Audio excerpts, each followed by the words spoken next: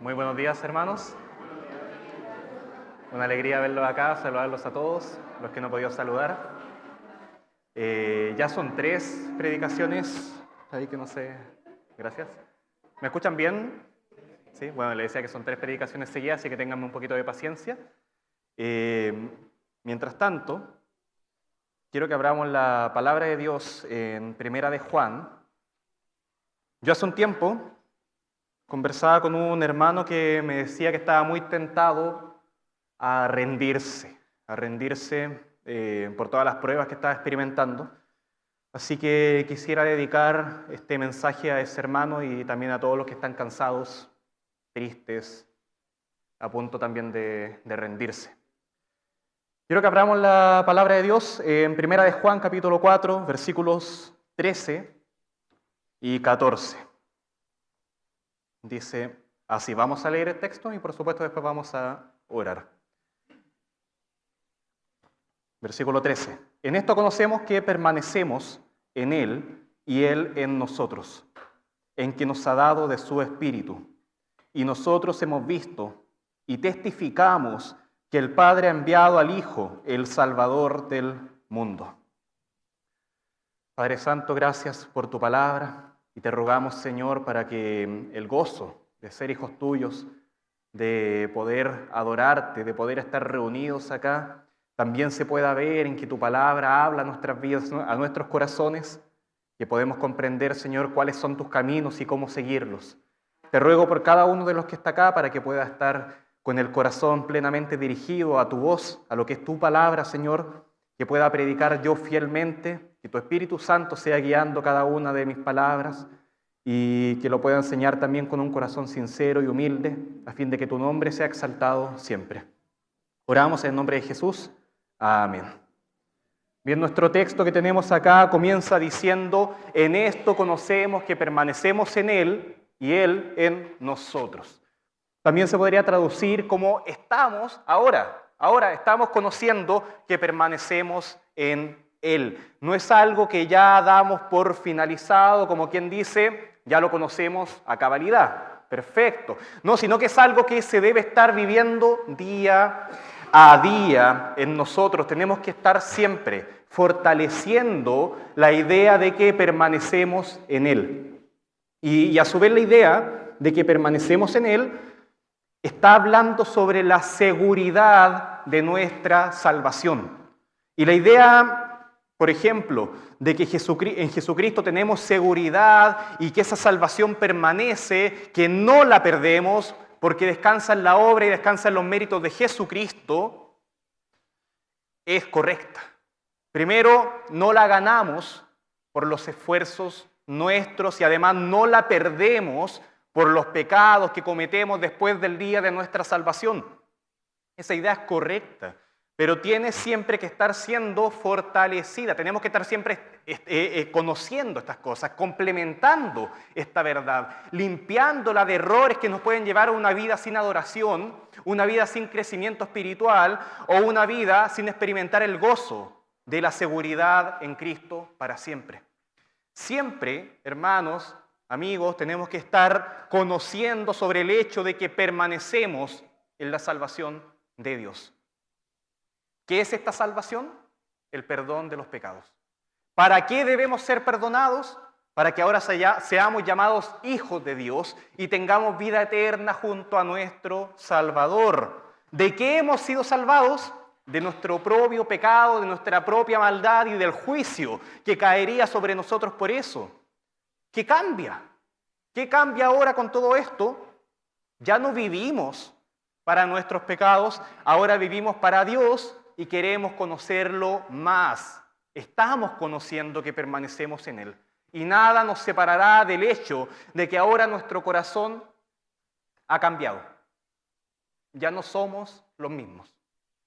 Una persona que cree en estas cosas ya no quiere vivir en su pecado como un cerdo que se revuelca en el barro, sino que encuentra a ese barro algo sucio y no quiere ensuciarse, por más que alguna vez se resbale y caiga y se ensucie, quiere limpiarse, no se quiere quedar ahí. De inmediato quiere sacarse esa suciedad. Y nosotros No podemos vivir deseando el pecado. Eso no tiene sentido. Pecamos, pero lo confesamos en oración ante Dios y entonces seguimos caminando. Y el Nuevo Testamento, la palabra de Dios, relaciona siempre la idea de ser salvo con la idea de andar en el Espíritu, con la idea de vivir para Cristo, con la idea de permanecer en Él. Pero evidentemente hay cristianos que caminan mejor que otros, como quienes más maduros en las cosas de Dios y además de cómo las conoce, de cómo las lleva a la práctica. Y hay otros que están recién comenzando, como el niño que está recién aprendiendo a caminar. No le podemos estar exigiendo lo mismo de alguien que tiene ya toda una vida caminando. Pero toda persona que ha sido salvada para vida eterna permanece. Esa palabra es clave acá, permanece en Dios. Aclarando acá que la salvación es por medio de la fe. No somos salvos por permanecer en Dios, no somos salvos por perseverancia, somos salvos por medio de la fe y es un regalo de Dios. Y esa fe produce una vida que permanece en Dios. Y por eso a la salvación también se le llama vida eterna, eterna, porque permanece. No somos salvos porque permanecimos. El que permanece en la fe es salvo porque está demostrando a sí mismo que es salvo. Es una evidencia de que es salvo. Y sería extraño que un cristiano pasara por un periodo de alejamiento en la fe, un periodo frío en lo espiritual, sin constante y sin sentir todos los días ese llamado del Espíritu para hacer evidente que efectivamente permanece en los caminos del Señor y se arrepiente entonces profundamente por haber cambiado lo hermoso, la gloria de Dios por lo vacío que ofrece el mundo. Si eres hijo de Dios, no tiene sentido alejarse de estos caminos, primero porque Dios es mejor y segundo porque el Espíritu Santo siempre va a estar diciéndote vuelve a casa, vuelve a casa. ¿Y cómo funciona esto de permanecer en Dios? ¿Cómo funciona? Es mucho más que permanecer yendo a la iglesia o permanecer cumpliendo ciertas actividades. Eso, si no tiene un fundamento, porque es bueno, pero si no tiene un fundamento firme, tarde o temprano termina desapareciendo. Miren, permanecer en Dios es una obra que de partida se atribuye al Espíritu Santo, a Dios en nosotros. No manipulando nuestros pensamientos, sino que cambiando un corazón que se deleita en el pecado, que se deleita en el rechazo a Cristo, cambiando ese corazón a uno que busca a Cristo. Y de muchas maneras, pero que busca al Señor. Ese cambio en nuestras inclinaciones, a dónde vamos, es la obra de Dios que permanece en nosotros. Permaneces buscando a Jesucristo. Ahora lo que te gusta es buscar a Jesucristo y permaneces siguiendo sus pasos. A Jesucristo se inclina ahora tu voluntad, tu corazón. Y ahora esas nuevas inclinaciones, o como también se conoce esa nueva naturaleza, se manifiesta al menos en 3 áreas, que es el hecho de permanecer en la doctrina de Dios, que es doctrina, lo que enseña la palabra de Dios, permanecer también en la comunión de Dios y permanecer en la obediencia a Dios. Veamos eso rápidamente. Primero, permanecer en la doctrina de Dios o en la enseñanza de la Biblia, que es lo que dice Primera de Juan, capítulo 4, versículo 15, inmediatamente después de nuestro pasaje, que lo vamos a ver más detalle en los próximos domingos. Todo aquel que confiese que Jesús es el Hijo de Dios, Dios permanece en él y él en Dios. Permanecer en Dios es reconocer y proclamar lo que la palabra de Dios dice. Y no solo que Jesús vino a la tierra, ese no es todo el mensaje, sino que era Dios mostrándose a nosotros, los pecadores, para que ahora podamos caminar con Él. Y eso nos lleva a preguntarnos ¿para qué? Jesucristo vino a esta tierra para vivir como un hombre, pero sin pecado. ¿Para qué? para que siendo inocente, ahora Él pudiera tomar el lugar de los pecadores, el inocente pagando el precio de los culpables que somos nosotros. ¿Para qué? Para que ahora seamos perdonados de nuestros pecados. ¿Para qué? Para que tengamos vida eterna y vivamos para agradar a Dios. ¿Para qué? Para gloria de Dios, para la gloria y alabanza de Dios. Y es importante que esto que creamos sea racional, que tenga lógica, que tenga sentido. No por decir que creemos por fe estas cosas, vamos a creer lo que nos da la gana y lo que sea que soñemos por ahí. Yo, por ejemplo, si no veo a mis hijos y no veo a mi esposa, tengo la fe en ella de que los está cuidando. Porque la conozco y porque sé que habitualmente eso es lo que ella hace. Eso tiene sentido.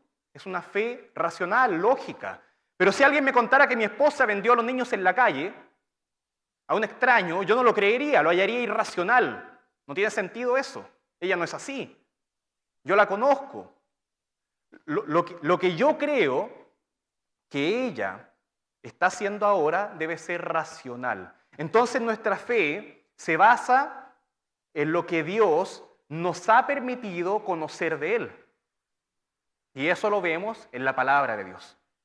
Y en cómo el Espíritu Santo obra en nosotros para que lo entendamos y para que lo creamos. Si mi fe fuera irracional, nada me impediría a mí creer en los unicornios y creer en los hombres lobo, pero mi fe tiene este fundamento. Este es el fundamento y sobre esto construyo mi fe, que la palabra de Dios es verdad y que lo que enseña la palabra de Dios es verdad. Sobre eso tenemos que construir la fe. Así que un verdadero creyente defenderá lo que dice la Biblia, que Jesús es Dios y que Jesús se encarnó en hombre con un cuerpo de carne y hueso. Primera de Juan 3:23 dice, miren, vayamos allá, Primera de Juan capítulo 3, versículo 23. Y este es su mandamiento, que creamos en el nombre de su Hijo Jesucristo. Eso es lo que debemos creer, entendiendo por supuesto que todo lo que hay detrás del nombre de Jesucristo es algo enorme, el Hijo de Dios.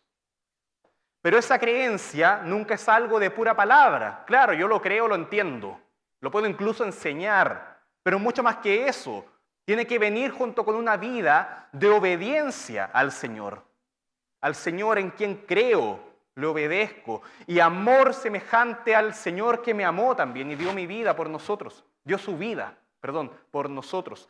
Ahora bien, una persona sin el Espíritu puede aparentemente confesar a Jesucristo, sobre todo en el contexto relajado de cristianismo occidental que tenemos acá en Santiago, pero sin el Espíritu, esa confesión no traerá obediencia, no traerá amor, no traerá adoración verdadera, de corazón sincero a Dios, ni comunión verdadera con los hermanos. Así que la obra del Espíritu Santo no acepta imitaciones. No nos gustan a nosotros las imitaciones, y al Espíritu Santo tampoco. No todo el que dice esto y esto otro sobre Jesús tiene al Espíritu de Dios morando en su vida. No todo el que dice esto y esto otro sobre Jesús tiene la vida eterna. Así que además de permanecer en lo que la palabra de Dios enseña y en la obediencia a Dios, el que dice permanecer en Dios debe andar como Él anduvo. Y por eso Primera de Juan 3:23 continúa diciendo, y este es su mandamiento, o sea, ya lo habíamos visto eso, que creamos en el nombre de su Hijo Jesucristo y nos amemos unos a otros como nos lo ha mandado. Y esto es semejante a lo que hemos estado viendo las últimas semanas y prácticamente en toda la carta de Juan, el mandamiento que nos deja el Señor de que nos amemos unos a otros. Así que por un lado tenemos el contenido de lo que creemos. ¿Cuál es el contenido de lo que creemos? A Jesucristo el Salvador. Y por otro lado tenemos el mandato a permanecer amando a los hermanos. ¿Cómo se unen estas dos cosas? Se unen en el hecho de que permanecemos en la obediencia a la palabra de Dios. Permanecemos en la obediencia a la palabra de Dios, y eso es lo que dice precisamente 1 de Juan 3:24, el versículo que viene. Y el que guarda sus mandamientos permanece en Dios, y Dios en él. Y en esto sabemos que Él permanece en nosotros por el Espíritu que nos ha dado. Parecido al mensaje y al pasaje nuestro en 1 de Juan 4. Cuando tú crees en Dios y en su palabra, ¿de dónde sacaste esa fe? Del Espíritu Santo. Ese Espíritu Santo que permanece en ti. Cuando tú obedeces a la palabra de Dios, ¿de dónde sacaste esa fe? Del Espíritu Santo. ¿De dónde sacaste esa obediencia? Del Espíritu Santo. Cuando tú amas a tu hermano, ¿de dónde sacaste ese amor? Y la respuesta ahora viene a ser obvia ya. Ese amor viene del Espíritu de Dios, que permanece en ti. Si quieres saber si en verdad el Espíritu de Dios permanece en ti, pregúntate estas cosas, hazte estas preguntas. ¿Crees lo que la palabra de Dios dice? ¿Haces lo que la palabra de Dios dice que hagas? ¿Amas a tus hermanos como la palabra de Dios dice que tienes que amar? Miren, quiero que leamos un par de versículos en Romanos 8 para fortalecer esta idea, más todavía, esta idea de permanencia en Dios. Romanos capítulo 8, versículo 9. Vayamos allá.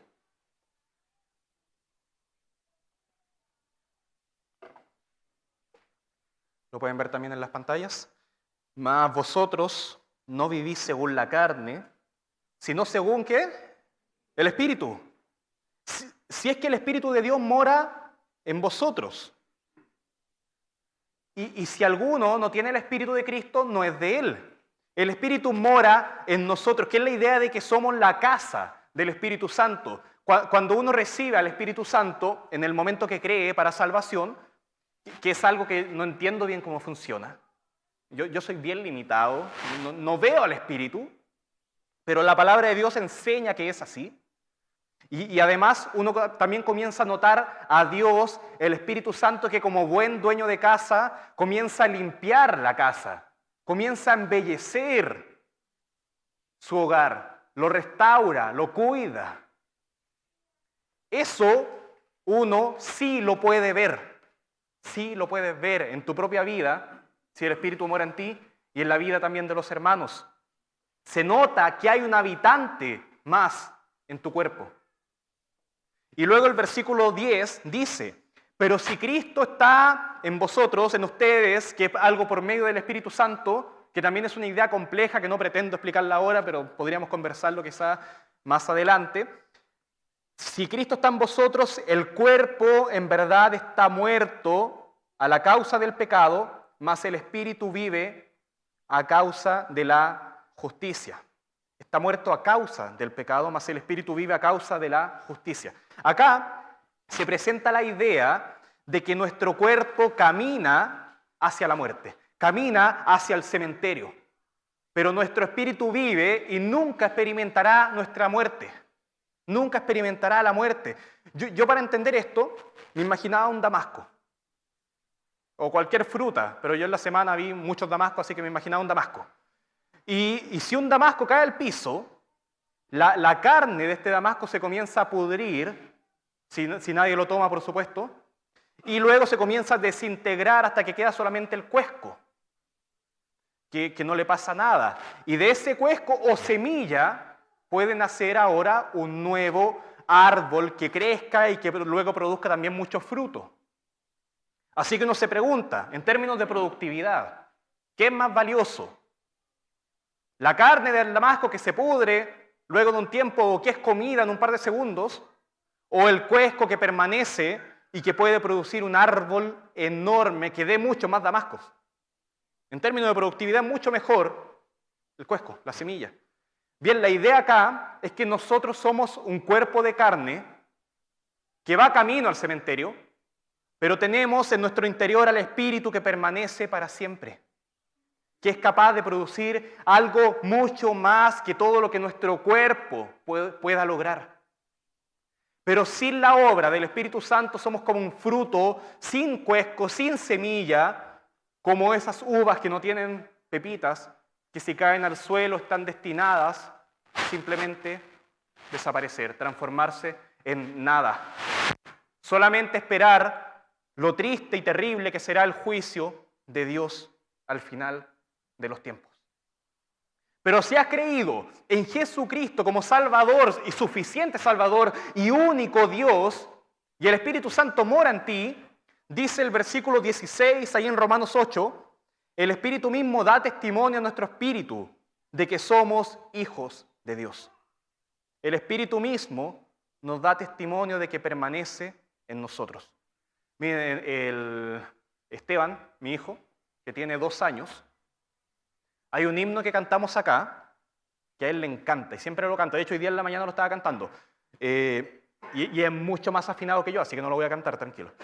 Y de repente anda de aquí por allá cantando Él vive. Él vive. Y lo canta con unas ganas. Y ya se ha ido aprendiendo incluso la letra, así que siempre llegamos a la parte que dice Él vive, imparte salvación. Sé que Él viviendo está, vive en mi corazón. Y yo me escuchaba a mí mismo, porque obviamente voy cantando con Él, y de pronto pensaba, eso es tan subjetivo. O sea, sé que vive porque vive en mi corazón. No me dice mucho. Pero la pregunta es entonces, ¿qué pasa en mi corazón desde el momento en que reconozco a Jesús como mi Salvador? En mi corazón ahora, donde vive Él, hay un rechazo al pecado. Ahora en mi corazón hay un anhelo de conocer más de Dios. Hay más respeto a la palabra de Dios. Hay entendimiento. Puedo entender lo que la palabra de Dios está diciendo. Hay obediencia a Dios. Hay amor a los hermanos. Y lo mismo que veíamos recién. Realmente estoy comprobando que Dios, por medio del Espíritu Santo, sí vive en mi corazón. Y está cambiando mi corazón. No es algo solamente subjetivo, es algo que puedo ver que hay cambios ahí. Realmente está viviendo ahí. Y a través del Espíritu Santo es que Cristo vive en mí hasta el fin de mi vida, hasta el fin del mundo y luego también la eternidad. Así que por medio de estas cosas, una vida que cambia para Dios, puedo comprobar que realmente Dios permanece en mí. Si tu vida ha cambiado para Dios, puedes comprobar que Dios permanece en ti. Es mucho más que un sentimiento o una intuición. Yo creo eso. No, es una realidad que puedes comprobar y que tú podrías comprobar en tu propia vida. Y finalmente concluyo la idea del versículo 13, diciendo que del versículo 13 de primera de Juan 4, nuestro texto, diciendo que cuando en nuestra vida hay un anhelo de que abunde, y efectivamente abunda cada vez más el amor, el gozo, la paz, la paciencia y todo lo que es el fruto del Espíritu Santo que enseña Gálatas 5:22 y adelante, es no solo porque estamos experimentando la obra de Dios, sino que es porque también estamos permaneciendo en Dios. Y estamos conociendo cada vez más que permanecemos en Dios. Y quiero que veamos estas cosas no como simple información o como algo de provecho para nuestra vida como iglesia solamente. No, hay un propósito más allá. Quiero que lo veamos como contenido de lo que tenemos que dar a conocer al mundo. Y como también el motor que esto es para dar a conocer esta vida eterna a quienes no la conocen y que puedan también permanecer en ella. El Espíritu Santo no solamente calma nuestros corazones mostrándonos seguridad, sino que inevitablemente nos lleva a dar testimonio a otros de estas cosas. Y el apóstol Juan comienza mencionando en el versículo 14 de primera de Juan 4 estas palabras: y nosotros hemos visto, que es semejante a lo que dice el Evangelio de Juan 1:14. Juan 1:14 dice, y aquel verbo fue hecho carne y habitó entre nosotros y vimos y vimos su gloria, gloria como del unigénito del Padre, lleno de gracia y de verdad. Y lo podríamos entender como que ellos, los 12 apóstoles y los testigos que efectivamente estuvieron caminando con Jesús y lo vieron, son aquellos que pueden decir esto. Está, por ejemplo, esa escena gloriosa, magnífica, majestuosa de la transfiguración ahí en Mateo 17. Están todos los milagros, todas las señales que Jesús hizo y ellos la vieron. Están sus enseñanzas, está la bondad de Dios manifestada en Jesús, la misericordia de Dios, la sabiduría de Dios en plenitud en Jesucristo. Ellos la vieron. La verdad y la gracia en Jesús. Ellos lo vieron en Jesús de carne y hueso. Yo he leído varios libros de varios autores y podría decir que de alguna manera conozco, por ejemplo, a R.C. Sproul, conozco quizá un poco de John MacArthur y otros, pero es diferente cuando una persona me dice que estuvo con esa persona y que compartió algunos momentos. Y más diferente es cuando te dicen que fueron amigos íntimos de esa persona. Entonces mi concepto cambia. Yo no lo conocía. Él lo conoce. Yo conocía un poco de él. Conocía sobre él. Esta persona sí lo conoció realmente como era. Y te puede contar cosas que nunca leerías en un libro. Una conversación con él que estuvo con esta persona vale más que 1000 libros si mi objetivo fuera, por supuesto, conocer a estos autores. Pero no estamos hablando de conocer un hombre. Estamos hablando de conocer a Jesús. Y si llegaran 2 personas acá y una nos dijera que Jesús era más bien como un ser 100% espiritual, no con carne y hueso, y que nunca murió en la cruz y que nunca resucitó, y la otra persona nos dijera que Jesús era un hombre, sí, de carne y de hueso, y que hacía milagros y cosas asombrosas, pero no por eso dejaba de ser un hombre y se cansaba y tenía sueño y hambre, y que fue crucificado, y que murió, y que al tercer día resucitó y lo vio, y estuvo ahí. A uno de los 2 habría que creerle. Evidentemente uno miente. Uno de los 2 miente. Pero uno de los 2 sí dice que estuvo con Jesús. ¿A cuál le vamos a creer? Y eso es precisamente lo que estaba pasando cuando Juan escribía esta carta. En ese momento, lo que estaba pasando ahí es que la iglesia se estaba confundiendo. Estaban siendo bombardeados con distinta información sobre Jesús. Así que Juan escribe esta carta preciosa que comienza diciendo y siendo enfático lo más claro posible, para que quede claro, para no dar espacio a confusión alguna. Primera de Juan 1:1. Lo que era desde el principio, lo que hemos oído, lo que hemos visto con nuestros ojos, lo que hemos contemplado y palparon nuestras manos tocante al verbo de vida. Juan se acordaba de cómo era hasta la piel de Jesús, hasta de eso. Así que te dice estas cosas y es como si luego te preguntara, ¿a quién le vas a creer?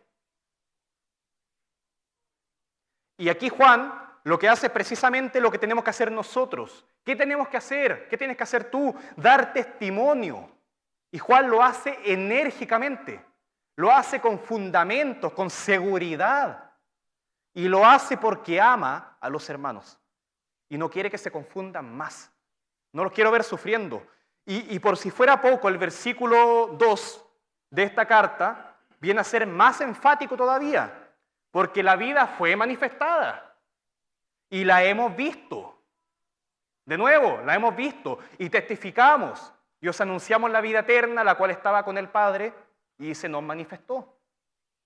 Nuevamente el versículo 3, lo que hemos visto, y sigue diciendo eso y oído, eso os, ¿qué cosa? Eso os anunciamos. Recién ahí está la idea. Juan está anunciando a Jesús, al Jesús verdadero, no al de los falsos maestros que estaban infectando a la iglesia. Y lo hace para que también vosotros tengáis comunión con nosotros. Y nuestra comunión verdaderamente es con el Padre y con su Hijo Jesucristo, dice la palabra de Dios. Pero quiero que notemos una cosa importante en nuestro texto en el versículo 4, 14. Ese nosotros hemos visto, que aparece ahí, nosotros hemos visto se refiere no solo a los que estuvieron físicamente con Jesús, sino que a todos aquellos que por la obra del Espíritu Santo pueden ver a Cristo. Y se dirige a todos los que está hablando en el versículo 13. Noten esto, si esto es con lógica. Nosotros conocemos que permanecemos en Él y Él en nosotros. Y le está hablando a todos, a toda la iglesia. En que nos ha dado a nosotros, a todos los creyentes, de su Espíritu. Y luego dice, y nosotros hemos visto. Evidentemente no solamente está hablando de los 12 discípulos, sino que ese nosotros lo podríamos aplicar incluso a nosotros, los que estamos acá en este salón, en este templo. Nosotros hemos visto eso. Y la semana pasada veíamos en 1 de Juan, capítulo 4, versículo 12, que decía esto: nadie ha visto jamás a Dios. Si nos amamos, y acá está la clave, si nos amamos unos a otros, Dios permanece en nosotros. Y su amor se ha perfeccionado en nosotros.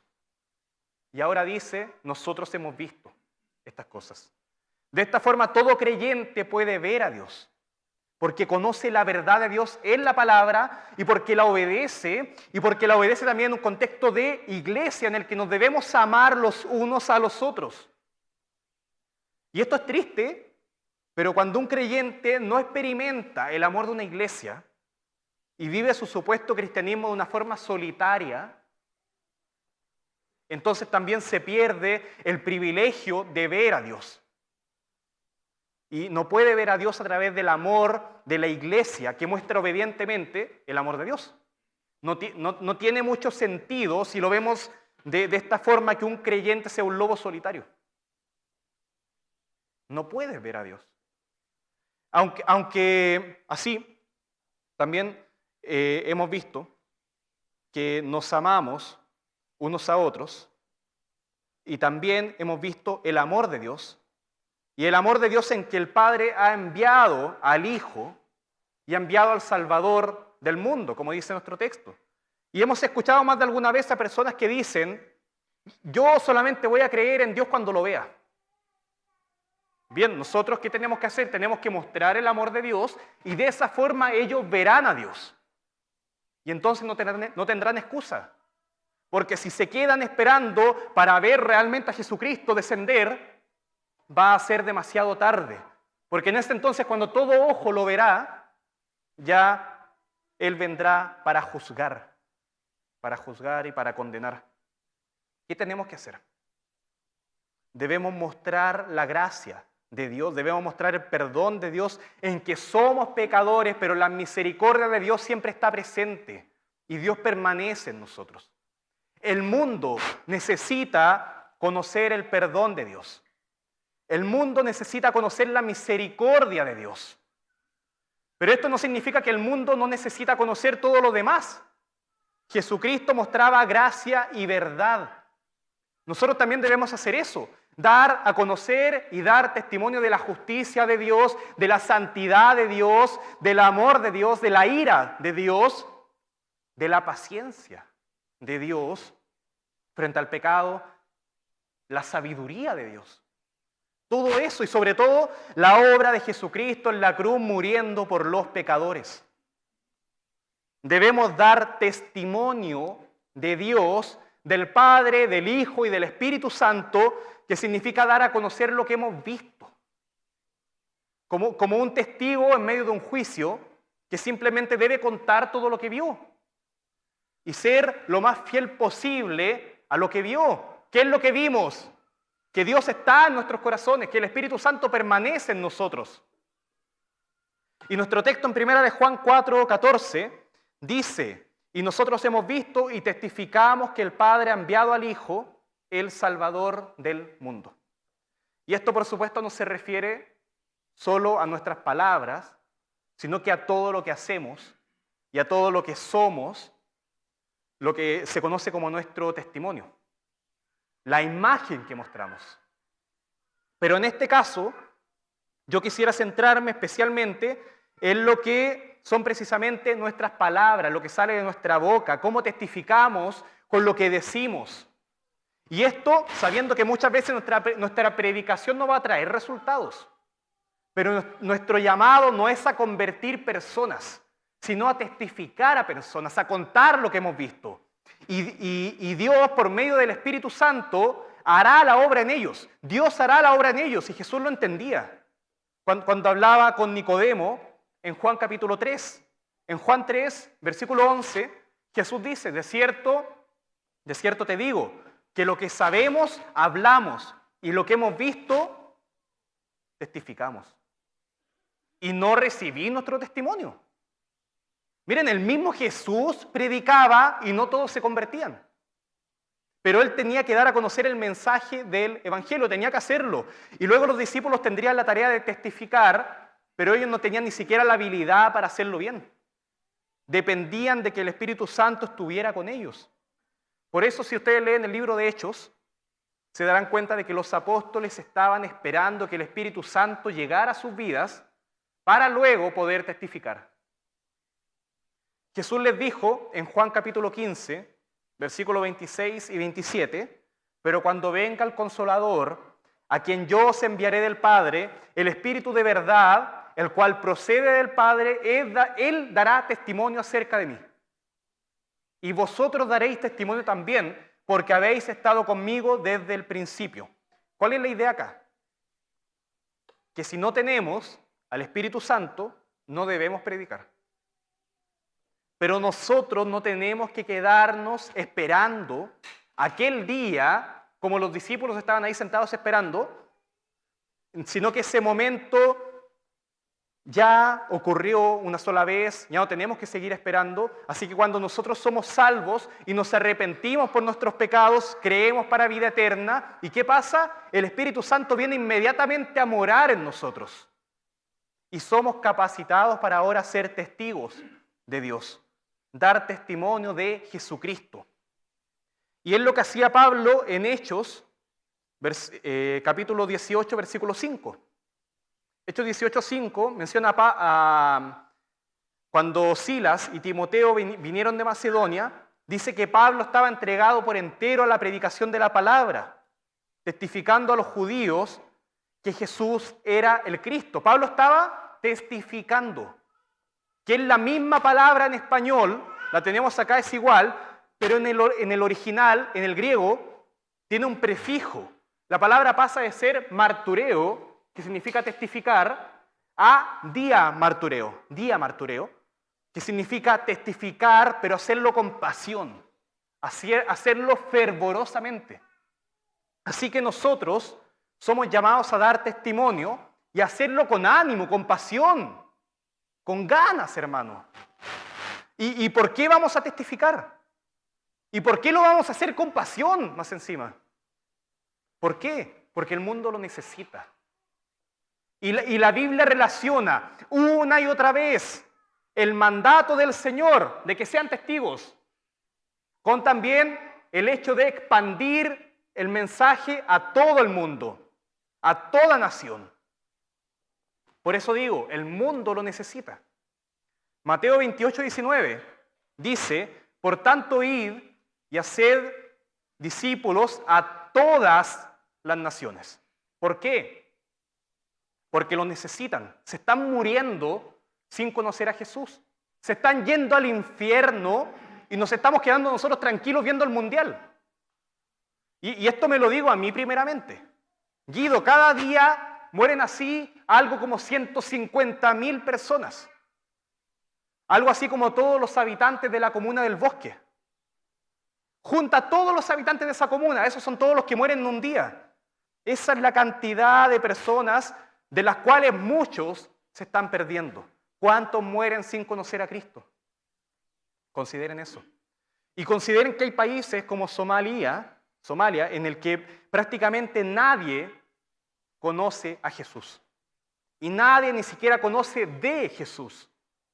Ni siquiera lo han oído. Y los que son cristianos son vistos como rebeldes por la autoridad y las mujeres cristianas son obligadas a casarse con alguien que no comparta la fe cristiana, es decir, cualquiera, y si tienen hijos ya no los pueden ver por confesar una fe distinta, y los hombres que se convierten son agredidos, son encarcelados, son torturados, asesinados. ¿Por qué debemos testificar? Porque el mundo lo necesita. En Marruecos, menos del 1% de la población es cristiana. Los misioneros no están permitidos. Las iglesias tienen que ser clandestinas. A los cristianos se les acusa de apostasía y de rebelión.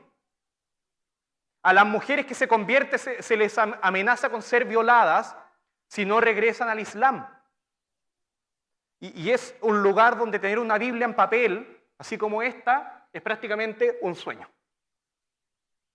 Quizá muchos mueran siendo cristianos, nunca habiendo visto una Biblia de papel así como esta. Marcos 16:15 dice, id por todo el mundo y predicad el evangelio a toda criatura. Miren, en México hay comunidades indígenas que no permiten la fe cristiana. Si por culpa de tu fe en Jesús tienes que abandonar el culto a los muertos y a la religión que ellos tengan. Las mujeres cristianas, al igual que en otros países, también son obligadas a casarse con otra persona que no comparte esa fe, para que puedan quebrantar su fe, romperla y que renuncien al cristianismo. Y a esto hay que sumarle cómo los grupos criminales en México y los que luchan por el control territorial ven al cristianismo como una amenaza por oponerse a la corrupción y al tráfico de drogas. Y esto hay que sumarle la gran cantidad de personas allá que ven a los cristianos como intolerantes, xenófobos, homofóbicos y que se oponen a los derechos de la mujer conforme a lo que enseña el progresismo. En Chile, en la región de la Araucanía, para el 2018, más de 27 iglesias habían sido quemadas por grupos que supuestamente defendían la causa mapuche. Y para esa fecha habían declarado que el cristianismo, con estas palabras, que el cristianismo era cómplice de la reprensión del pueblo mapuche. Luego, hasta hace un año, la cifra informada aumentaba en al menos 60 iglesias desde el 2019 al 2021.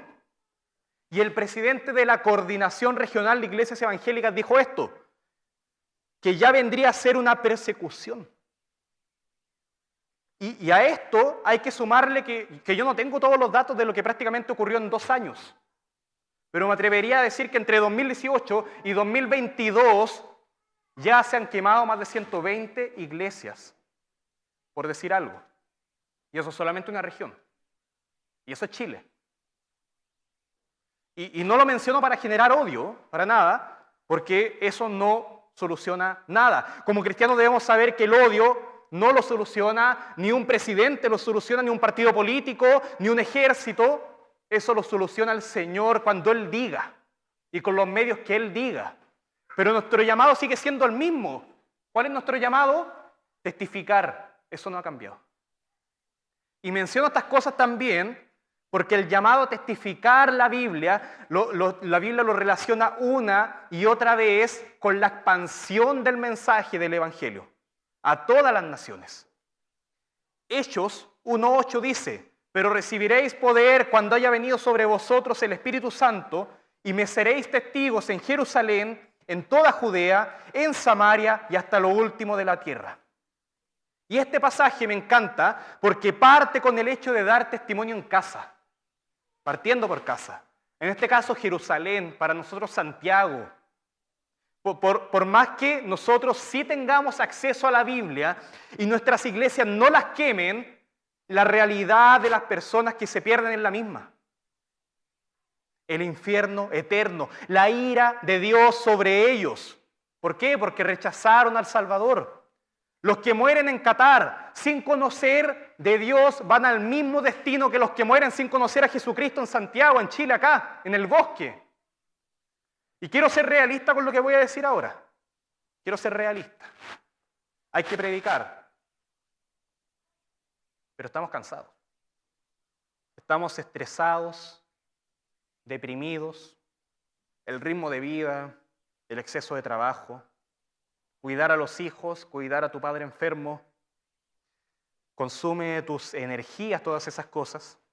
Sabes que tienes que predicar, pero estás cansado y eso quizás te entristece o te frustra. Las enfermedades no te alcanza para pagar las cuentas, los estudios, la violencia en las calles, la delincuencia nos hacen perder el foco y nos recuerdan que estamos en un mundo caído y que Satanás es el príncipe de este mundo. A eso súmale que asusta predicar y que la persona con la que estás hablando tenga una mejor dialéctica y sepa argumentar mejor que tú y que se burlen de ti. O que prediques, pero en el fondo sabes que la persona no te entendió nada. Y a eso súmale que tienes que testificar a todas las naciones, pero en tu propia casa. En tu propia casa a veces eres el único que cree. El único creyente, y los casos son innumerables. Cada persona tiene sus propias luchas para testificar, no es llegar y hacerlo. Yo no puedo llegar y decirle a ustedes, vayan a testificar ahora.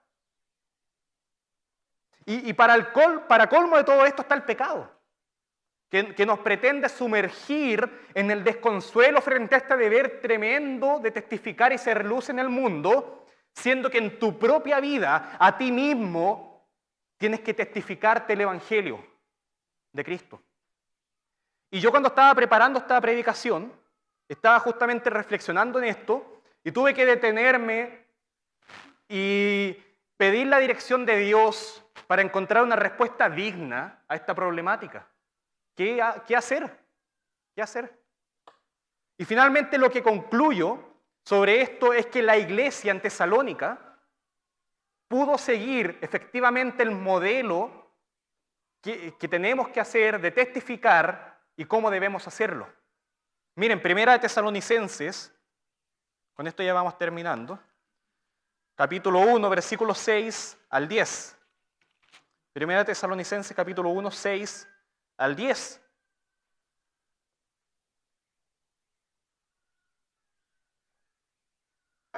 Y vosotros, hablando a los de Tesalónica, vinisteis a ser imitadores de nosotros, del Señor, recibiendo la palabra en medio de gran tribulación, con gozo del Espíritu Santo. Ellos recibieron la palabra y fue obra del Espíritu Santo y estaban en un contexto de gran sufrimiento, de persecución, de muerte, de tentaciones, de pruebas, de confusión, etc.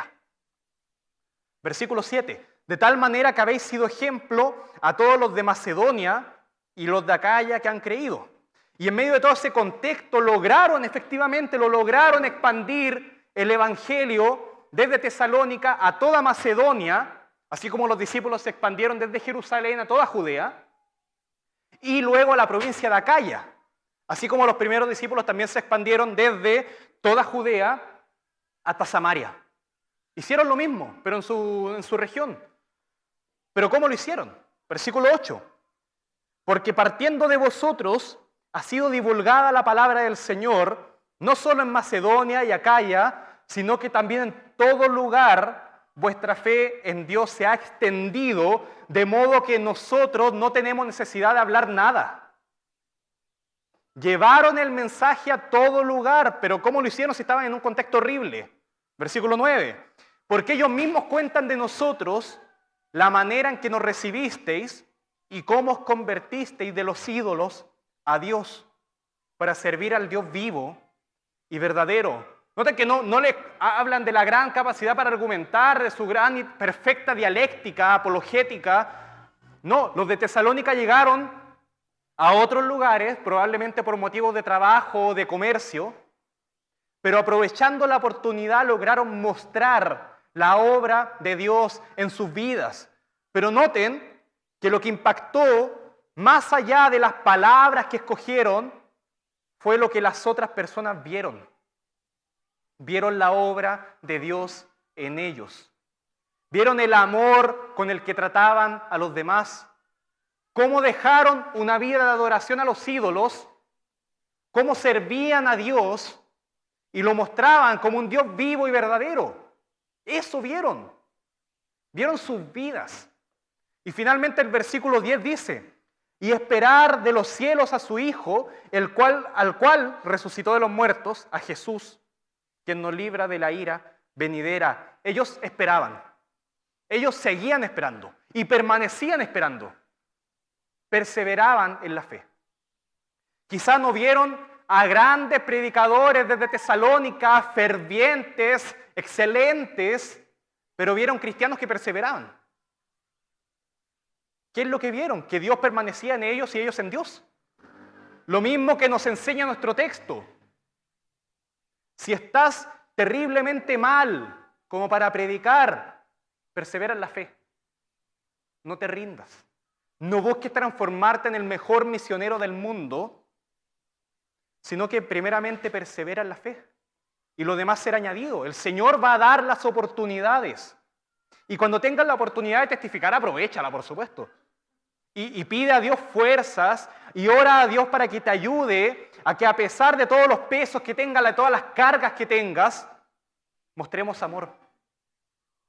Mostremos amor. Quizás no tienes fuerzas para predicar tú, pero pide apoyo a los hermanos. Quizás podamos orar, por supuesto, por esto. Quizás podamos incluso testificar nosotros, predicar nosotros, ayudarte con eso y de esa forma mostrar el amor de Dios entre nosotros. Yo hace un tiempo conversé con una hermana que estaba sumamente triste, desconsolada y se sentía culpable y no sabía qué hacer. Dios demanda obediencia, pero a veces solamente queremos llorar o rendirnos. Y lo que respondí fue esto: permanece, persevera en la fe. No dije, tienes que hacer esto, tienes que ser perfecto, no tiene que haber ningún error. No dije eso. Dije, persevera en la fe. Y el Señor va a preparar el camino para que testifiques. Y cuando llegue ese momento, que ellos, además de escuchar tus palabras,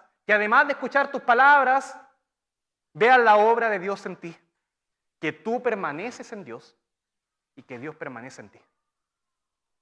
Quiero que ya vayamos finalizando y que oremos para que cuando puedas testificar, ellos vean que más allá de tu mensaje y de tus palabras, tú buscas conocer más de Dios, que además de tus palabras tú quieres obedecer lo que tú mismo predicas y que partiendo por el amor a Dios, también buscas amar a los hermanos. Que el mundo pueda ver esto, la obra del Espíritu Santo en tu vida.